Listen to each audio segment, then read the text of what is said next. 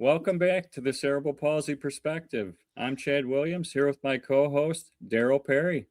Today we're joined by Simon, whose story is one of resilience, perseverance, and purpose. Simon has spent the last 23 years caring for his son, Billy, who has cerebral palsy. Through the challenges of caregiving, recovery, endurance racing, and advocacy, he has transformed personal struggles into a mission to serve others through Billy's Farm of Hopes and Dreams. Simon, we're grateful to have you with us today. Thank you both for having me on your show. I truly appreciate it. Well, I'm going to start at the beginning. As you may tell from my accent, I'm not originally from the US. I was born in the UK, in a city called Coventry. It's an industrial city in the center of the country. They call it the Midlands. It's the middle of the land. My father was an engineer. My uncles were all engineers. So when I left school, I became an engineer because I didn't think there was anything else for me to do. After graduating, I worked in Germany and then Spain, came back to the UK. And then in 2000, I came to the US with Ford Motor Company. My wife and I had already got one child at the time, Harry. And shortly after arriving in the US, Jane became pregnant and we were told that we've got twins, and shocked, but very excited nevertheless. So in 2002, the twins were due, and they were born on the 4th of July. So in the same way everybody else got their independence from the British, so too did our children. And so a day of celebration, you would think, and it was very momentarily. Mia was born first, and then Billy came some hours later. There were complications during the birth, and Billy suffered with oxygen deprivation in the birthing canal. Consequently, shortly after birth, started having seizures. He was transferred to the University of Michigan Pediatric Neurology intensive care unit, where he spent probably the first month of his life. And I spent a lot, pretty much all that whole month at the U of M. It was Friday, I always remember it, and Friday morning, and I was going to call Billy's neurologist, Dr. Lieber, and because they were doing an MRI that day, and I was going to tell him not to bother because it didn't matter. Because I knew, even though I didn't know, I knew we weren't dealing with a broken bone here. It wasn't the case of, okay, we're going to do some surgery, we're going to put some pins in, some physio and everything's going to be okay. Right. So that afternoon, I turned up, went into a room, and a whole load of doctors came in with their white coats, and they told me, they said, Billy's got extensive brain damage. The only thing he'll ever have in common with his sister is the fact that they were born on the same day.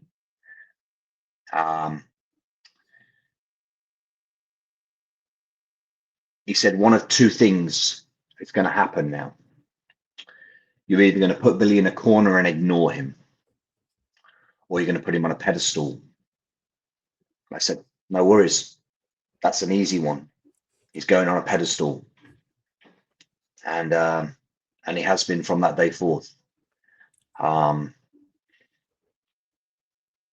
and I eventually, Billy was discharged, came home, and then the seizures. I didn't know anything about seizures at all. First of all, though, I had to go home and tell my wife, because she was at home with Harry and Mia. It's the longest 30-minute journey I've ever taken in a car.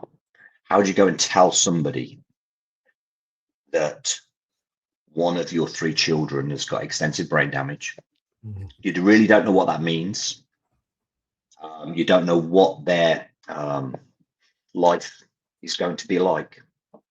And how do you tell them, what does extensive mean?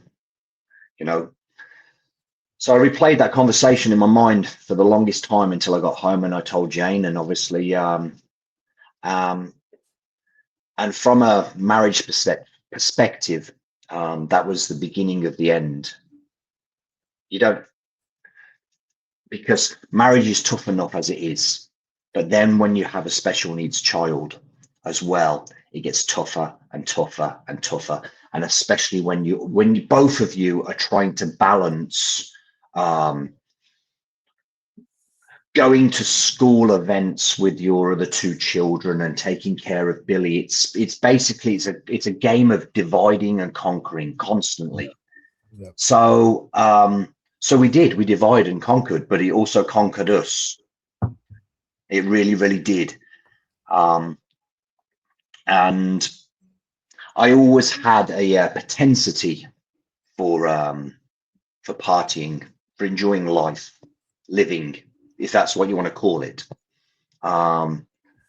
So as I took on more, and when I say more, I don't mean this, I'm not patting myself on the back or anything now, but I took on more because I was trying to give my family the life that I hoped they could have, that I wanted them to have. Try to earn as much money as I possibly could to buy their happiness. And when I couldn't buy the happiness, I then took on debt to try again further to make everybody happy in this very, very, very difficult situation. You know, Billy's seizures became more frequent. When Billy would have a seizure, he would always have to be intubated. They could never stop it. So with intubation, then he's going to have to be transferred from one hospital to another. I've seen Billy fly in that helicopter, the survival flight helicopter, so many times. And, you know, I look up still to this day. I hear a helicopter in the sky and I look up and I see which direction it's going. Is it going from the U of M hospital or is it going somewhere else to try and help somebody else? You know, it's called the survival flight. And so again, it got harder and harder and harder for us as a family. You buy the bigger house because you think that's what's going to make everybody happy. The big house, you know, 5,000 square feet. This is really going to do it. And you can't see the wood for the trees. You're searching, but you keep charging on. So I threw myself into endurance events. I thought it's as if I needed pain. I need to feel pain.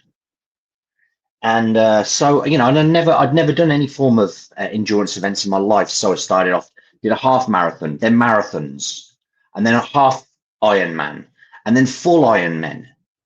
And again, to get to the finish line and hoping that was going to give me my self-worth.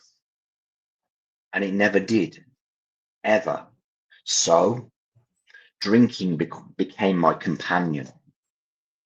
That's how I chose, and I don't say this proudly, but that's how I chose to take away the pain, because the endurance events didn't numb the pain.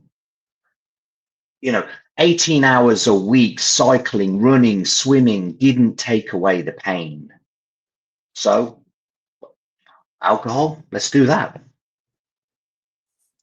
And it didn't take away the pain, it just numbed it momentarily, but it was always there in the morning waiting for you the next day, and the next day, and the next day. And then it just becomes this cycle.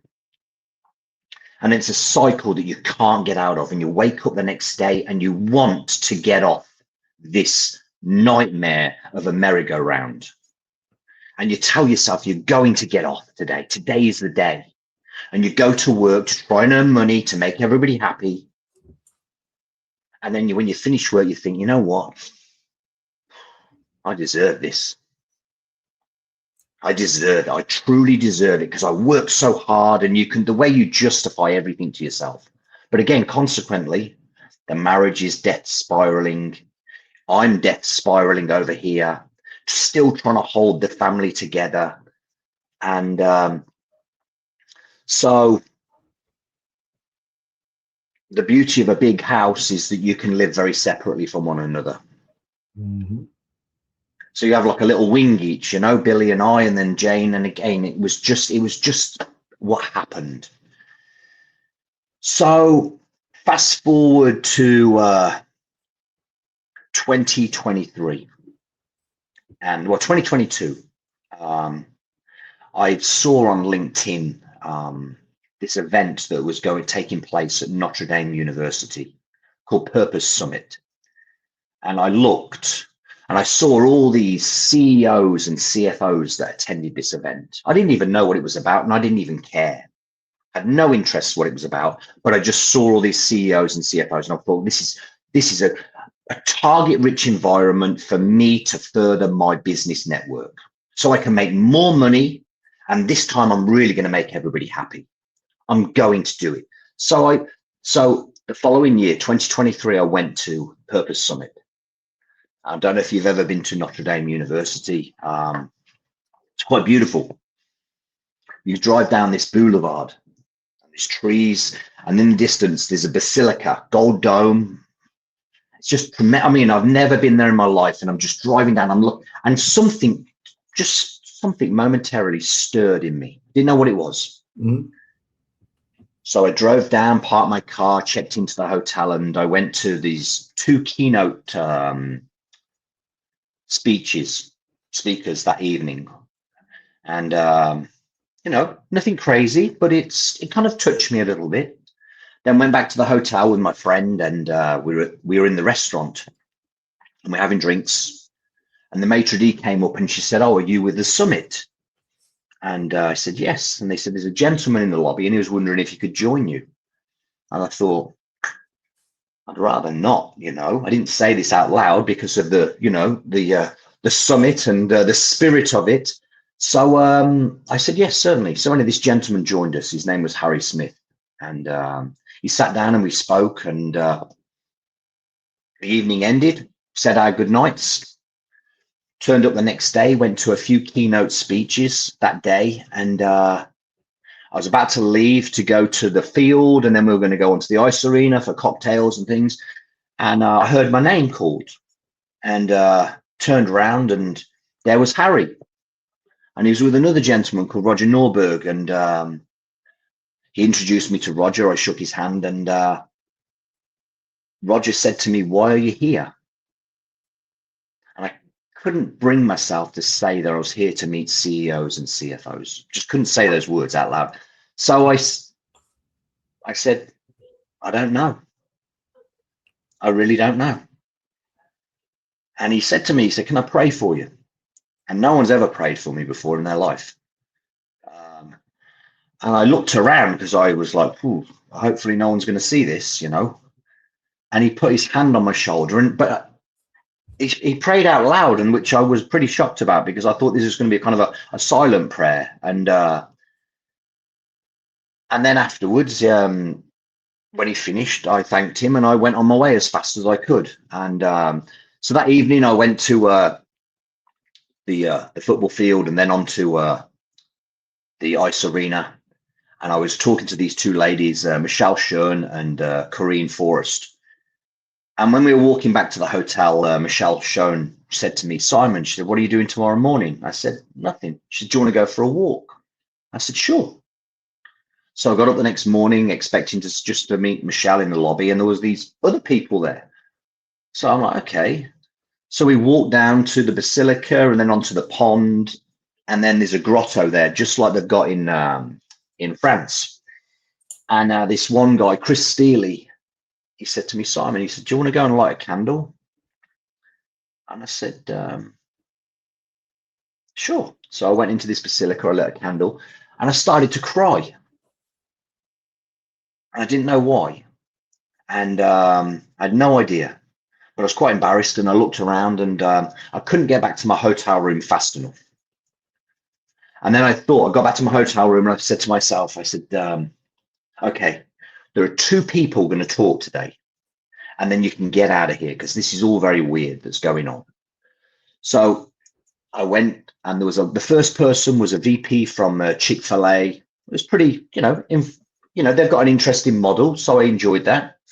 And then the next person was Nick Vucek. He's an Australian guy. He's got no arms. He's got one foot. I've attended one of his speeches before, not to interrupt. He's amazing. No, truly is. So I'm sitting there in a room with 700 people in there, and he's on a stage, and they've got a table with a white linen cloth on top of the table, and he's standing on this and so he starts talking, and he's telling his story about, growing up as an immigrant in Australia, and at the age of 12 he wanted to kill himself. And but how does somebody with no arms and legs kill themselves? The only thing he could come up with is he's going to drown himself in the bath. And he couldn't do it because of his parents and the love he had for them and how it would devastate them. And so he went, and then he told of this janitor at his school. And every day the janitor would say to him, he'd say, "Nicholas," he said, "you've got a story, you need to tell it." And he said, "I don't have a story. I have nothing to say." And every day this janitor would keep on at him. And eventually he said, "Okay." So the janitor came and collected him from his house and took him to his church. And Nicholas spoke in front of four people. And one of those people was this young lady, and she started crying, and she came up and she hugged him. And he said at that moment he realized he did have a story to tell. And he said, right now in this room, there's somebody sitting there, and there's a tiny ember burning, and they know who they are. And at that moment, I felt like I was the only person in that room with Nicholas. And then he ended the speech, his talk, his presentation ended, and I wanted to go and see him so badly, but there was a massive line of people, huge line. So I said, forget it. So I went back to my hotel room, I packed my bags, and then I went down, checked out of the hotel. And as I was coming out, who's coming towards me with his assistant, Gio? But Nicholas, coming towards me. And I went up to him and I said, "Nicholas," I said, "I'm that guy that you're referring to. And I'm the one with that ember burning in them." And he said, "Do you want a hug?" I said, "Yes." And I knelt down and I put my head on his shoulder, and he leant in with his head and hugged me with his head. And then he said, "Can I pray for you?" I said, "You know what? You absolutely can. You really can." And he prayed for me again out loud. This was getting a common theme. Said our goodbyes, and I got in my car and drove back to Michigan from Indiana. And I was on my own in the car. I didn't put the radio on. I didn't call anybody. I was trying to work out what has just gone on over these last few days. Couldn't make any sense of it. What I forgot to mention earlier was my brother is a pastor in the UK. And I told him before the summit that I was going, and he said, "Okay, what's the purpose? It's called the Purpose Summit, but what's the purpose of you going?" And I told him to go and meet CEOs and CFOs. And he said, "Oh, okay." And that was the end of our conversation. So I got home, and the next day I phoned him and I explained all these things to him that had gone on. And he started to laugh. And I said, "What are you laughing about?" He said, "Simon," he said, "we've been praying for you, that you would meet something, you would meet people or someone far more significant than CEOs and CFOs." And so now that was May of 2023. The next 2 months were the worst 2 months of my life. My alcoholism went to the worst levels ever. And you would think that was impossible to do. And then this one day, out of nowhere, I got up and I said, "You know what? I'm going to go to church." I got on my bike, So I could put my best clothes on because that's how I remember it as a kid. You'd always dress up for church. So I got pants and shirt and a jacket, and off I rode and I got to church. But I went there really late because I didn't want to get there first. I wanted to be the last person in so I could be the first person out if there's any trouble. And as I came through the doors and this gentleman greeted me and he said, and he took me straight to the front and they had this one seat waiting. And he plonked me down in this seat. And I went to church for a few weeks. And for the first time ever, I found faith, but not maybe how you'd imagine. For the first time in my life, I actually found faith and belief in myself. Me. I believed for the first time in my self-worth. I wrote it down actually. I shouldn't need to. On July 22nd, 2023, I stopped drinking. I've been sober now for 1,049 days.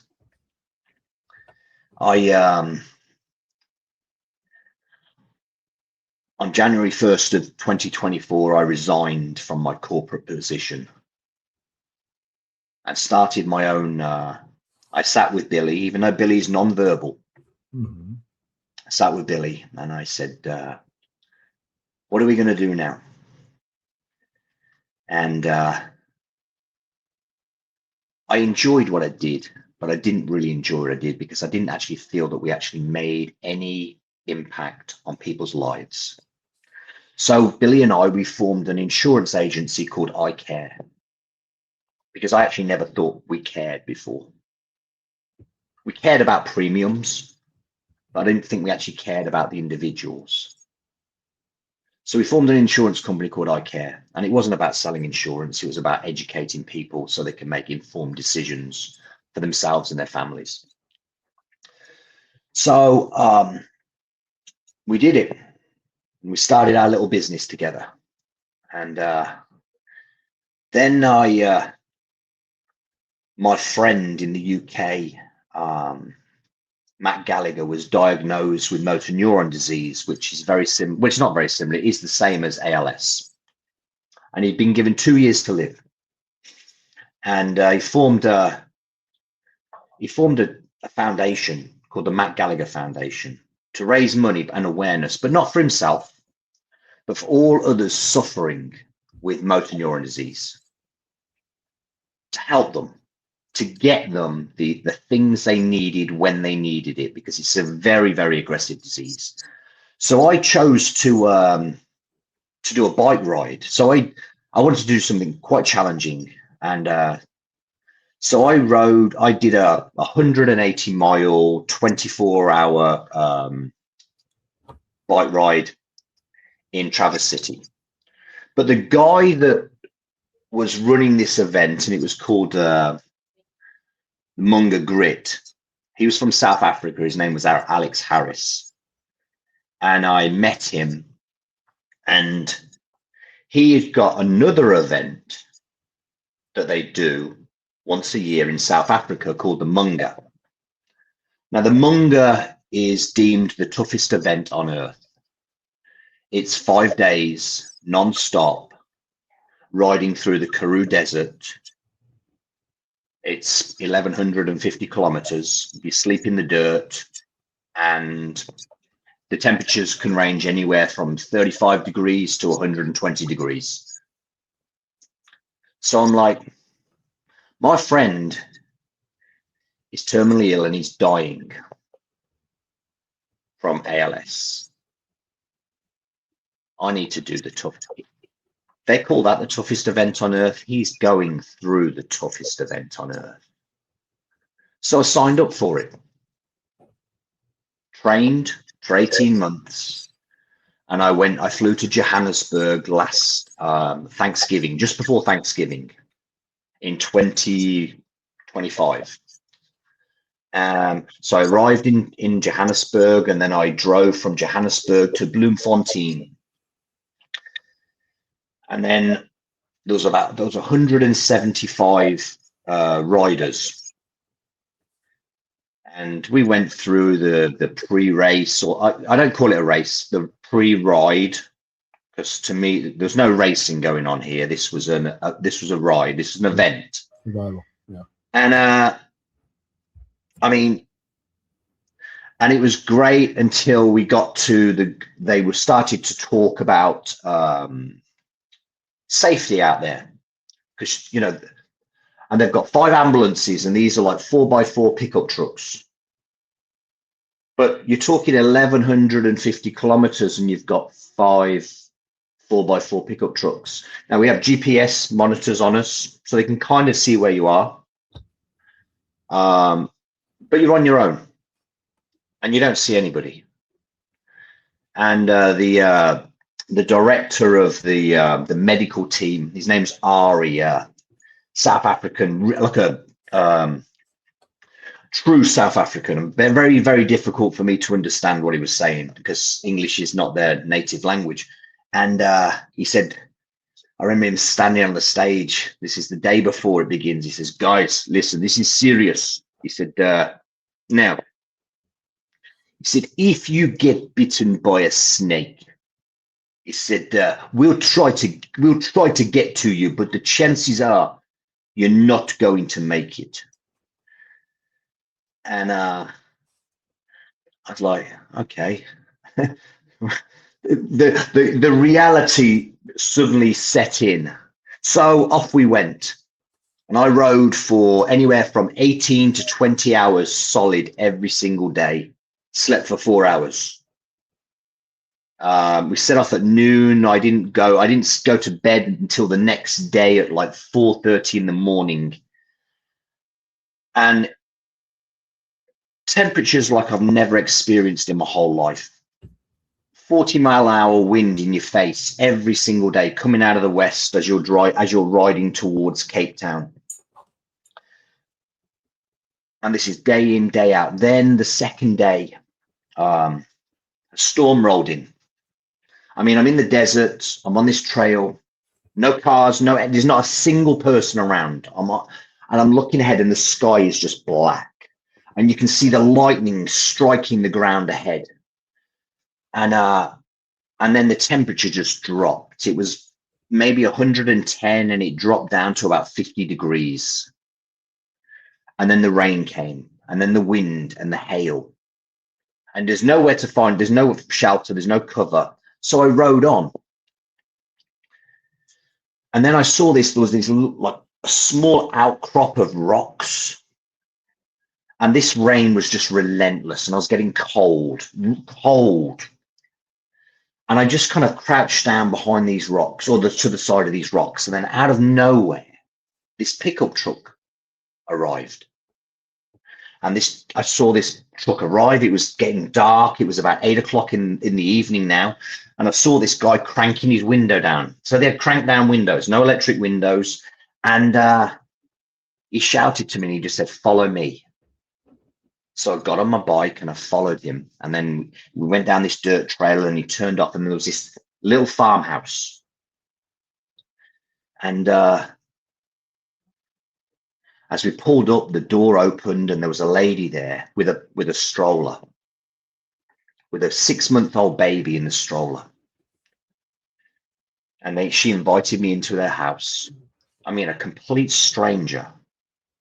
I'm in the middle of a desert in South Africa in a storm, and they invite this complete stranger in from the UK, from Coventry of all places. Goodness me. People in Coventry don't invite people from Coventry into the house. There we go. Okay, so I went in, they fed me. They gave me coffee. And then her name was Christine, their daughter's name was Stella, and their husband's name was Craig. And she said, look, the storm is going to be here until 10 o'clock tonight. She said, get some sleep. They made a bed for me. And she said, I'll wake you at 10 o'clock when the storm passes. So I fell asleep. Now, I told my mother about this. She thinks I'm crazy. You went into a stranger's house, you fell asleep, and you're still alive. How can that be? You know? I went on and rode then through the evening. And the next day I started thinking about this. I'm thinking, and it renewed my faith in humanity. That somebody would do something like this for you. So I rode on. Day 4 comes round, and I'm in a bad way. I'm really struggling. I leave the schoolhouse, I ride into the mountains, and I'm starting to kind of lose my mind a little bit. I'm starting to hallucinate, and I'm convinced there's a leopard following me. And it's getting darker, and then 10 o'clock, and it's completely darkness. And I'm riding into the mountains on my own, no one around, just with my headlight on my bike. And I'm still convinced there's a leopard following me. I can hear it. So I remembered I packed a knife in my bag. So I got this penknife out, a small little penknife. I don't know what I was hoping to do with it. And my hands are so cold. It took me like 10 minutes to open this little thing up. And then I'm like, okay, now what am I going to do? You know? So then I kind of taped it to my frame and I carried on. Then I descended, and I got really sick. And then I eventually found this, I stopped at this farm, Fontaine. It's the highest point, closest you're ever going to be to the Milky Way. And there were 2 brothers on the farm. And I slept there for 2 hours and then got going again. And I went out, and one of the brothers walked me out to the old road, and he said, we looked up at this sky. It was amazing. I mean, you felt like you could put your hand up and touch the stars. It was so beautiful. And I stayed there for 15 more minutes, and then he came back to me and he said, hey, I saw that your GPS wasn't moving. I was worried. Is everything okay? And I said, chances are I'm never going to see this again in my life. I just wanted to enjoy it for one more moment. And off I went. And I'm starting to deteriorate. And I've only got maybe like 50 kilometers to get to the next checkpoint. And I've got hours to do this. But it all started going very wrong for me. Bad wrong. And I was watching my heart rate, and it was going up for no reason whatsoever. I mean, I'm on a flat, it's cool out, and all of a sudden my heart rate's going up and up and up. And then my anxiety starts kicking in, and then everything's going wrong, and I'm sitting just in the dirt. And I shake my bag out to see what I've got, everything I've got, and I've got all my water lined up, and I'm thinking, this is it. It's over. And then these 2 guys turn up in a pickup truck from the Munger event, and they give me this special elixir, shook it all up, and they said, drink this. And I mean, I was down to just my shorts at this point. I'd even taken my clothes off and everything. I was really in a bad way. And but they just spoke to me. South Africans are very interesting people. They don't get too excited about situations. They're very calm. You know, I would have been whipped off the hospital so fast if this happened in Michigan, you know, but no, not at all. It's like, okay. So they spoke to me maybe for an hour, and then they said, hey, Simon, you know, you seem a little bit better now. Do you want to go on for another 15 minutes and we'll come down the road, and if we find you, we'll take you in, we'll call it. And if we don't, we know that you've carried on. So I rode on. And but they said to me, the last thing they said to me before I left, he said, but Simon, you've got to go like the wind, because you've only got 2 hours to get to that checkpoint now. And I rode the hardest I've ever ridden in my life. And the checkpoint was in this game reserve. And as I was coming into the game reserve, there were these guys at the gate with AK-47s to keep the poachers out. And I said, how far to the house? And they said, about 2 kilometers. And I'm looking, I'm thinking, I can't see it. It's got to be further than 2. And I'm looking at my clock because I'm running out of time. And I'm racing as fast as I can go. It's midday, it's hot, it's over 100 degrees. And then I crashed. And it was the slowest crash I've ever had. My bike rose up, I came down, I hit my head, came off my bike. And I remember after I hit my head, I just started smiling to myself. And I said, as I was lying there in the dirt, it's going to be okay, Simon. It's going to be okay. I tore the sole off my shoe and I had to duct tape that back on, straighten my handlebars out, got back on my bike, and I made it with 2 seconds to spare to get to this checkpoint. And this guy comes up to me, the owner of the game reserve, and he said, I've been watching you. He said, we've been tracking you. And he said, you've already won. And I got off my bike and I walked out into the reserve and I started to cry. And they packed me up with water and food to go on. And the next section is the toughest section of the whole entire Munga. You descend 4,000 feet into the Tankor, which is the basin. It's 125 degrees down there. Nothing lives. It's black. And I rode on for maybe 10 kilometers. And then I just stopped at 852 kilometers. And I got off my bike and I sat down in the dirt. And I said to myself, Simon, you've already won. And it then came to me. I decided, I didn't decide, I knew what I was going to do. I'd experienced so many things, but what I'd experienced the most was the hospitality of farmers to complete strangers. And it's at that point, sitting in the dirt after riding 852 kilometers, that I realized what I was going to do. Billy and I we're going to buy a farm. And we're going to call it Billy's Farm of Hopes and Dreams. And there's a reason for the hopes and dreams, because as a caregiver, working 24 hours a day, 7 days a week, there's two things that happen. You lose hope and you stop dreaming. And I intend to put hope and dreams back into the hearts and minds of other caregivers. And I intend, Billy and I, to give other special needs adults purpose in their lives and a reason to get up in the morning and to live with purpose. So I am absolutely blessed. So I got home. I wrote a book called You've Already Won.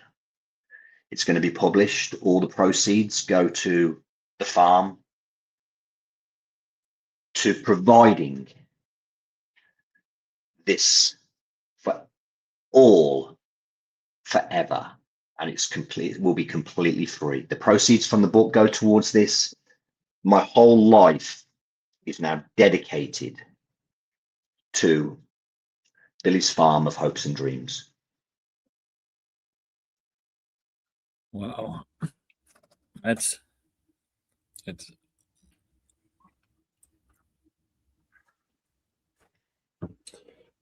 an incredible story. And it just seems like at every moment where things could have gone absolutely sideways, faith is what pulled you through, and hospitality is what pulled you through. And it truly is. I mean, it's been transformative for you, because like you said, you're like, well, I went to the event to meet CEOs and CFOs, like very, very vague, very general. And honestly, like, and just listening to you, I think you would say this too, like, we're very selfish intent. Yes, totally. But just by going, like, this entire experience has transformed you. And, you know, the whole thing of like trying to find purpose, trying to numb the pain, even trying to feel the pain, just feel something, because you've been trying to hold all this together and hold it together. And then to not only feel something, but to feel the love and the care of, and the hospitality. Like it's transformed you, and it's giving everything back. It's a wonderful, yeah. I mean, it's a wonderful story, and it's incredible what you're doing and where you're going with this. Absolutely. Yeah, I agree. I'm lost for words a little bit because it's so powerful. The work you're doing is incredible. It's funny, the night that you reached out, I had actually lost my dad to ALS. Oh my gosh. Oh my gosh. So, whoa. So I get it. And, one thing that I learned through this entire process with my dad, he was diagnosed about a year ago. Yep. Went through it was a steep decline, and then it was sudden. And, at the end, he was surrounded by people he loved. And then we literally just had the funeral service for him a week ago tonight. And it actually comes full circle with what you're saying, because, my dad was not somebody that ever talked about emotions or vulnerability at all. And I mean, some of the stuff that Chad and I talk about, if you hear some of our previous episodes, there's a lot of talk about emotion and vulnerability. And something he said to me was, he's like, I've how I feel about you, he's like, I just want you to know that I care. And what I found at this service was there were people from every stage of his life that showed up, because he was very selfless. He was very giving, and it was hospitality. It's exactly what you're talking about. And in a world where things are so divisive and people are at odds, this is what we need more of. And I think in the right group of people, and this is part of why Chad and I have this as a platform, is like, share your story, share your perspective, share what you're going after. Because if you're just naive enough to think it's gonna go, it's gonna go. And you've seen that. You have seen that in spades. So yeah, absolutely. I'd love to stop out and see your farm, to tell you the truth.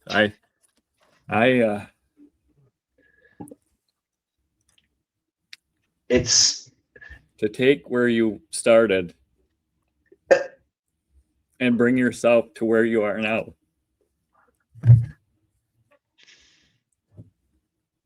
It's amazing. Mm-hmm. When I got to South Africa, they used to call the Munga the toughest race on earth. They changed the name last year, and I was really disappointed when I first got there. Really, it bothered me, because I like telling people this was the toughest event on earth. Sure.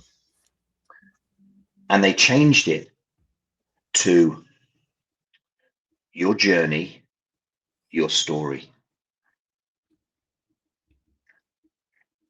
And it's the greatest name they could ever have given it. And I couldn't until I got to, I never finished. I never got to the end, but I got to my end. And I finished exactly where I needed to finish. I knew I was going to die. I don't say that like I was going to. I mean, I made that cutoff by 2 seconds. Yeah, it's true. And it was only going to get harder. Yeah. Hotter, harder, crazy descent. And I'm like, whoa, Simon, you've already won. You've already won. And so, yeah, came back. And again, I wrote, the book is a tool. It's a revenue stream to provide for the farm. It's, yes, I want the book to sell, but I don't want it to sell for Simon Dyson. I want it to sell for all the other Simon Dysons that are caring and are burnt out and have lost their hope and dreams.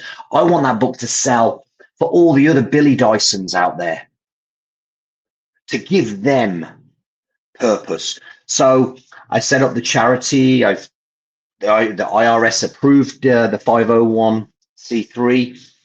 I volunteer now on a Friday at a donkey sanctuary to learn about donkeys, to learn about farm management.